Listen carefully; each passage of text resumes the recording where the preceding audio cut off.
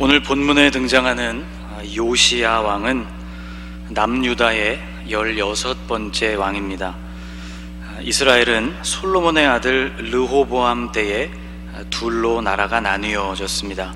북쪽을 이스라엘, 남쪽을 유다라고 불렀죠. 갈라진 왕국은 끝내 하나가 되지를 못했고 세월이 흐르면서 각각 이방 나라에 의해서 몰락하고 말았습니다. 주전 722년경 북이스라엘이 먼저 아수르에 의해서 무너졌고 그로부터 130년쯤 뒤인 주전 586년경에는 남유다도 바벨론에 의해서 무너지고 말았습니다. 성경은 이 두 왕국이 무너지게 된 원인이 계속되는 하나님의 경고를 무시하고 끝내 하나님께로 돌이키지 않았기 때문이라고 말씀하고 있죠.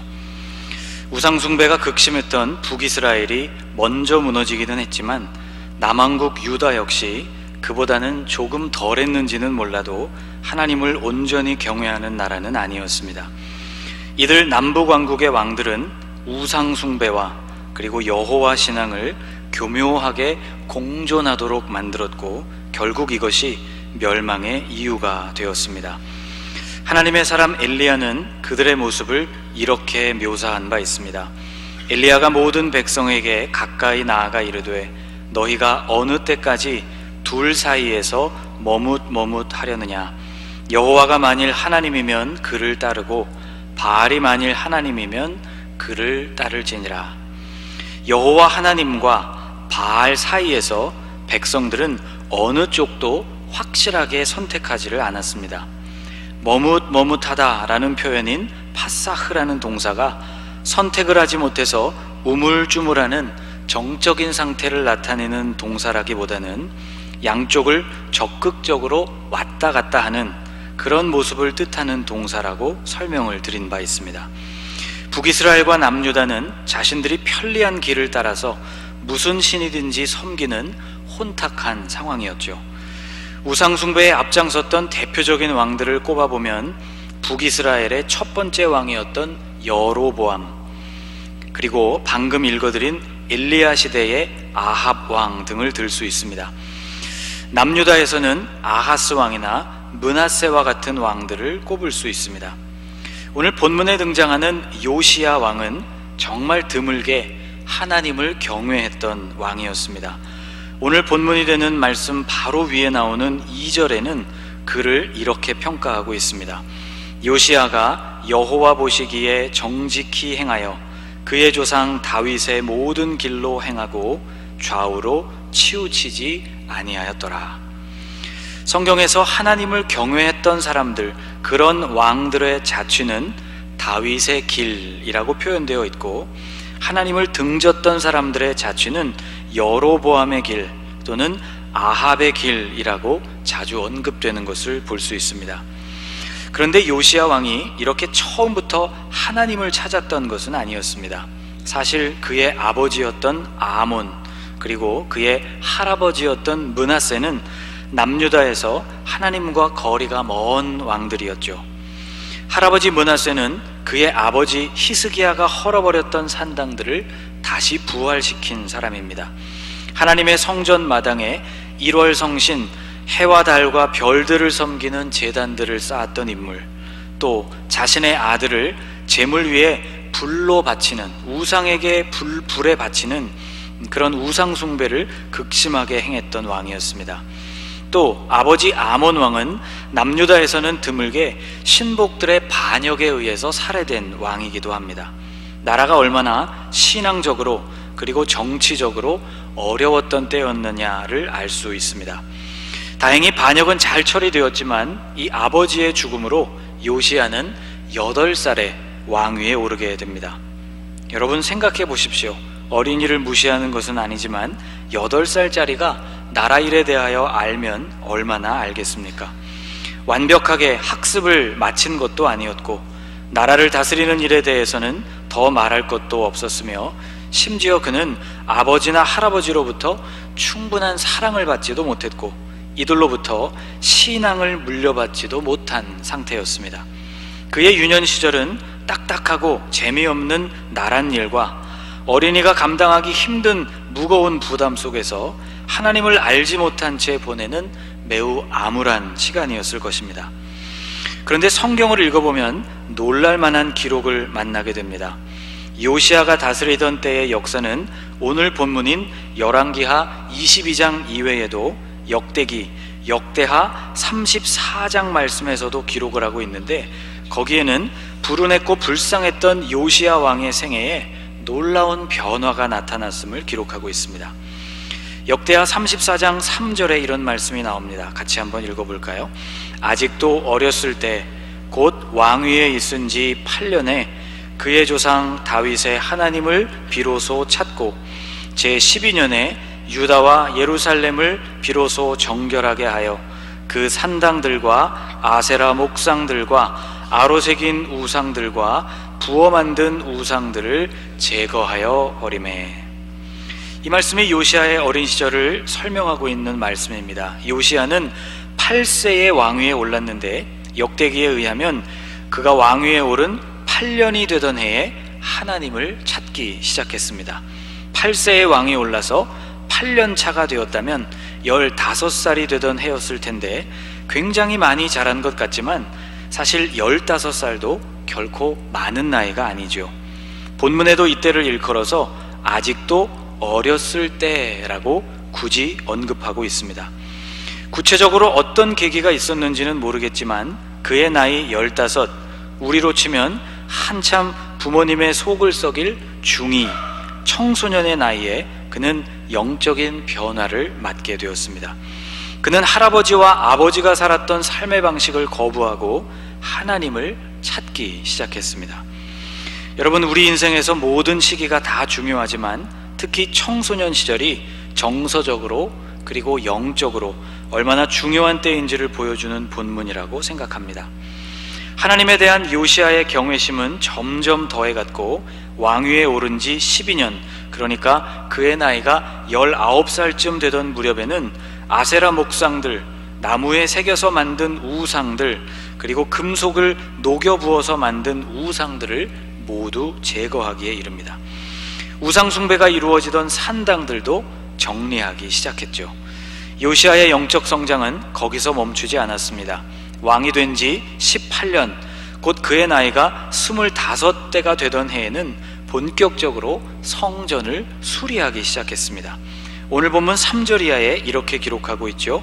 요시야 왕 18째 해에 왕이 무술람의 손자 아살리아의 아들 서기관 사반을 여호와의 성전에 보내며 이르되, 5절 끝부분에는 성전에 부서진 것을 수리하게 하되 6절 끝부분에는 그 성전을 수리하게 하라고 명령하고 있습니다. 요시야는 성전에 바쳐진 은을 감독자의 손에 넘겨주고 그것이 작업자들에게 지급되게 하여서 오래도록 황폐했던 성전이 본래의 모습을 되찾을 수 있도록 수리를 진행하게 했습니다. 그의 삶에 도대체 어떤 계기가 있었는지 성경은 밝히고 있지를 않습니다. 그런데 그의 모습을 묵상하면 묵상할수록 사사시대에 살았던 사무엘이라는 사람의 모습이 요시야 왕의 모습과 겹쳐진다는 것을 알 수 있죠.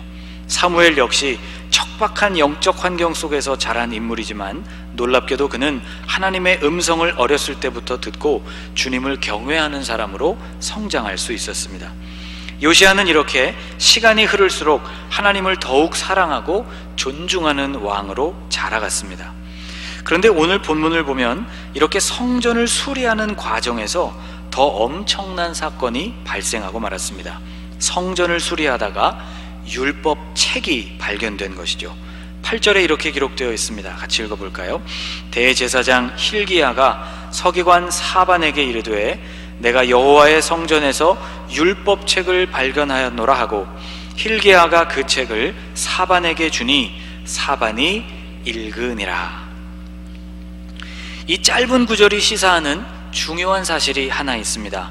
이 율법책이 새로운 것이었다는 점이죠. 그 전까지는 이 율법책을 볼 수 없었다는 뜻입니다. 이게 무슨 말일까요? 여러분, 이것이 당시의 신앙적인 상태를 나타내 줍니다. 대제사장도 성전도 여전히 존재하고 있었지만 그것은 전통에 의해서 유지되고 있었을 뿐 하나님을 구체적으로 어떻게 섬겨야 하는지에 대한 말씀의 근거도 없이 그저 형식적으로 유지되고 있었다는 뜻입니다. 얼마나 깊이 감추어져 있었는지는 모르겠지만 이 율법책은 내내 성전 안에 있었습니다. 그러나 그 율법책은 한 번도 펼쳐지지 않은 채, 심지어는 발견되지도 않은 채 오래도록 깊은 곳에 잠들어 있었던 것이죠. 이 율법책은 요시야 왕에게까지 보고되었고 왕 앞에서 드디어 낭독되기에 이르렀습니다. 이 두 절 말씀을 같이 읽어보겠습니다. 또 서기관 사반이 왕에게 말하여 이르되 제사장 힐기야가 내게 책을 주더이다 하고 사반이 왕의 앞에서 읽음에 왕이 율법책의 말을 듣자 곧 그의 옷을 찢으니라. 요시야 왕은 그 말씀을 들을 때에 옷을 찢었습니다. 고대 이스라엘 사람들은 옷, 특히 겉옷을 대단하게 중요히 생각했습니다. 밤에 추위를 막아주기도 하고 낮에 해를 가려주기도 하고 한 사람의 사회적 지위와 명예가 이 옷에 들어있기도 하고, 그래서 남의 겉옷자락을 함부로 만지는 것조차 결례였고 겉옷이 전당물이 될 만큼 가치가 있었던 시대였죠. 이런 옷을 찢는다는 것은 극도의 슬픔 또는 자신의 죄악으로 인한 극한의 괴로움을 표현하는 수단이었습니다. 요시야 왕에게는 이 두 가지 감정이 동시에 북받쳐 올랐습니다. 그는 비로소 깨닫게 되었죠. 아버지 아몬 왕과 할아버지 므낫세 왕이 행했던 모든 일들이 얼마나 큰 죄악이었는지, 남왕국 유다가 몰락하고 있는 이 슬픈 현실이 어째서 벌어지고 있는 것인지를 확실하게 깨닫게 된 것이었습니다. 13절에 이렇게 말씀합니다. 너희는 가서 나와 백성과 온 유다를 위하여 이 발견한 책의 말씀에 대하여 여호와께 물으라.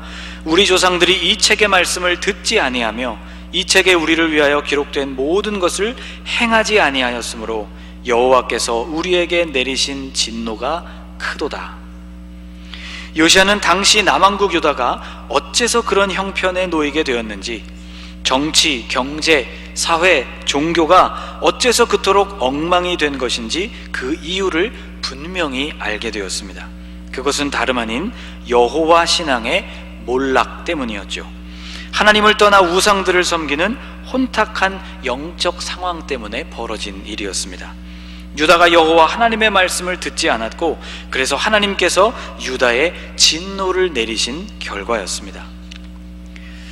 이후로 요시야 왕의 대대적인 개혁이 시작되었습니다. 요시야는 우선 백성들에게 자신이 들었던 그 언약의 말씀, 그 언약책의 말씀을 그대로 읽어 들려줍니다.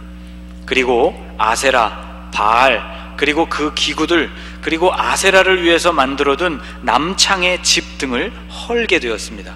성경을 읽어보면 놀랍게도 이 모든 시설들이 성전 안에 위치하고 있었다는 것을 발견합니다. 요시야는 또 나라 안의 우상을 정리합니다. 몰록, 그리고 그 몰록에게 사람을 태워 바치던 제단이었던 도벳, 태양신, 그모스, 밀곰과 같은 우상들을 정리했습니다. 그 제사장들은 불살랐죠. 그리고 요시야는 율법책이 명하는 바대로 유월절을 다시 지키기 시작했습니다. 열왕기하 23장에 의하면 사사시대 이후로 유월절이 이렇게 제대로 지켜진 적이 없다고 말씀하고 있습니다. 열왕기하 23장 22절과 23절에 이렇게 말씀합니다. 사사가 이스라엘을 다스리던 시대부터 이스라엘 여러 왕의 시대와 유다 여러 왕의 시대에 이렇게 유월절을 지킨 일이 없었더니 요시야 왕 18째 해에 예루살렘에서 여호와 앞에 이 유월절을 지켰더라. 감격적인 순간이었습니다. 잘못된 것들을 바로잡고 드디어 남왕국 유다가 하나님 앞에 정결해지는 순간이었습니다.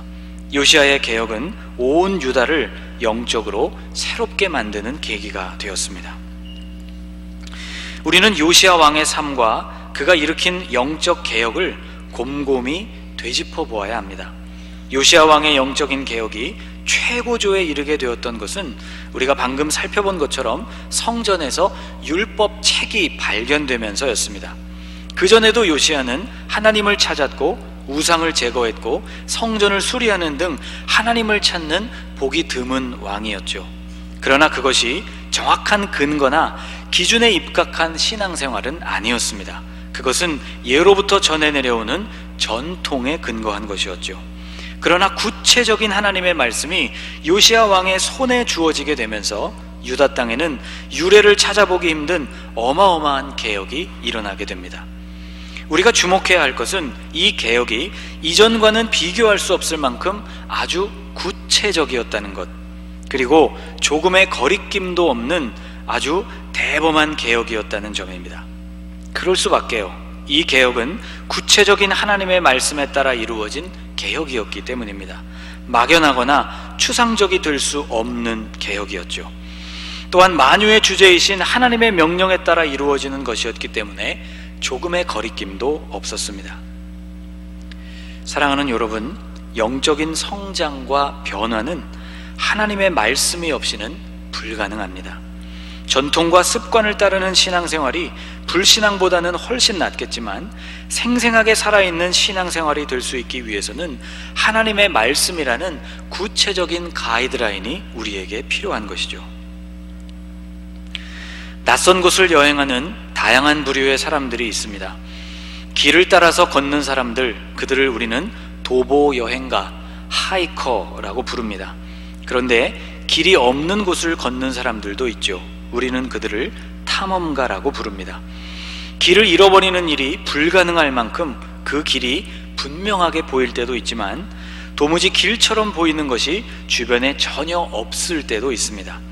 탐험에 가까울수록 이러한 여정은 후자의 상황, 길이 없는 것과 같은 상황을 더 자주 만나게 되죠. 올바른 길을 찾는 것이 이런 여행의 핵심이라고 말할 수 있습니다. 믿음의 길도 이와 비슷합니다. 신앙생활을 하다 보면 선배들이 앞서 걸어가서 잘 닦여진 길이 있는 반면 그들조차도 경험하지 못한 새로운 길을 걸어야 할 때도 있습니다.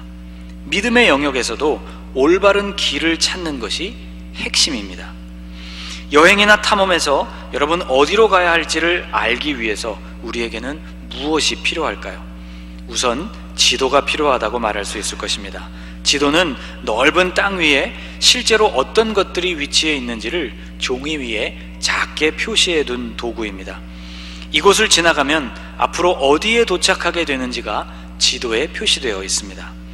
그럼 지도만 있으면 되느냐? 그게 아닙니다. 지도는 한 장의 그림일 뿐 현실에서의 동서남북을 확인하고 파악하는 일이 필요하죠.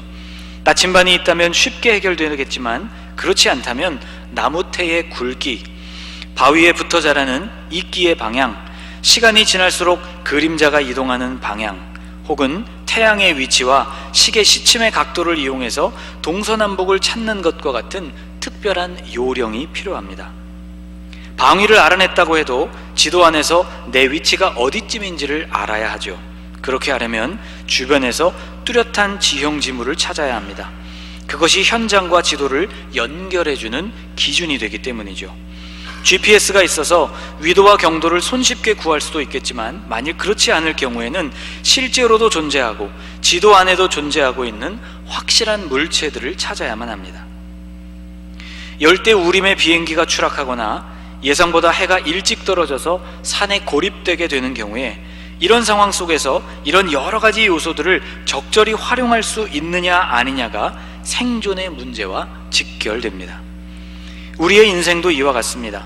한 번도 가본 적이 없고 가는 그 길이 대단히 복잡하다는 점에서, 그리고 그 길을 통하여 어쩌면 영원한 파멸에 이를 수 있다는 점에서 그렇습니다. 젊은이들이 수련회에서 가장 많이 선택하는 선택 강좌 중에 하나가 하나님의 인도라는 강의입니다. 그들의 실제적인 고민과 관련이 있기 때문에 정말 많은 젊은이들이 이 강의를 듣기 위해서 몰려옵니다. 여러분, 하나님의 인도하심은 어떻게 이루어지는 것일까요? 이것이 우리의 고민이기도 합니다. 분명한 사실 하나는 하나님의 인도하심이 언제나 우리가 기대하고 우리가 바라는 어느 한 가지 통로를 통해서 우리에게 오지는 않는다는 것이죠. 하나님의 인도하심은 다양한 영역을 통해서 이루어집니다. 방금 제가 예를 들어서 설명드린 것처럼 지도, 나침반, 나의 위치를 찾기 위해서 주변의 지형을 참고하는 일 등등이 합쳐져서 이루어지는 과정과 아주 비슷합니다. 그 중에 하나가 바로 하나님의 말씀입니다. 아주 중요한 하나이죠. 하나님의 말씀은 가야 할 길을 알려주는 지도와도 같고 방향을 지시해주는 나침반과도 같으며 나의 상황이 현재 어떻다는 것을 진단해주는 이정표와도 같습니다. 요시야의 위대한 개혁은 바로 이 하나님의 말씀이라는 틀 안에서 진행되었습니다. 하나님의 말씀을 발견한 이후로 요시야의 개혁과 통치는 엄청난 힘과 확신 속에서 온 나라를 새롭게 하는 거대한 열매를 맺게 되었죠. 사랑하는 여러분, 우리에게 하나님의 말씀이 요시야 왕 때와 같이 감추어져 있지 않다는 사실에 대해서 우리는 감사해야 할 것입니다. 손을 뻗으면 닿을 수 있는 거리에 기록된 하나님의 말씀이 있다는 사실을 여러분 감사하시기 바랍니다. 이 말씀을 읽고 그리고 생각하고 읊조리고 적용할 때 우리의 삶도 하나님의 놀라우신 인도하심 속으로 들어갈 수 있다는 사실도 기억하십시오. 요한계시록 서두에서 이렇게 선포하고 있습니다. 이 예언의 말씀을 읽는 자와 듣는 자와 그 가운데에 기록한 것을 지키는 자는 복이 있나니 때가 가까움이라. 사랑하는 여러분, 선선해져가는 이 계절에 하나님의 말씀을 읽고 듣고 묵상하고 지키면서 하나님의 인도하심을 온전히 경험하는 복된 성도들이 되실 수 있기를 주님의 이름으로 축복합니다. 기도하겠습니다.